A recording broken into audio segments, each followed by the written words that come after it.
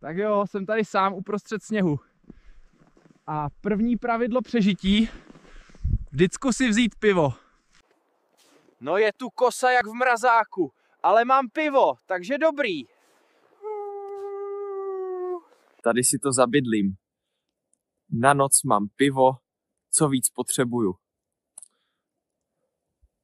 Dneska noc jak v mrazáku, ale přežil jsem. Teď to rozdejchám a jedem dál a jasně, že si otevřu pivko. Už jsem myslel, že si budu hřát packy o pivo. Ale jede to. Tohle je ta pravá zimní pohodička. V teple, s pivem, co víc chceš. Libovka, našel jsem guláš. Dneska si dám královskou večeři.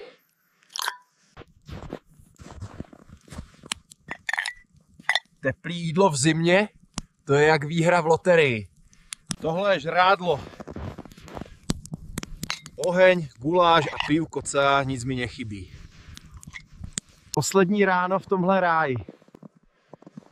Všechno zmizí, ale vzpomínky zůstanou. Dívej na to. Voda zmrzlá v čase. Jak sklo z přírody. Tohle byl výlet, na který nikdy nezapomenu. Děkuju, že jste šli se mnou. Dneska poprvé na lyžích, tohle buď přežiju, nebo bude pohřeb se smíchem.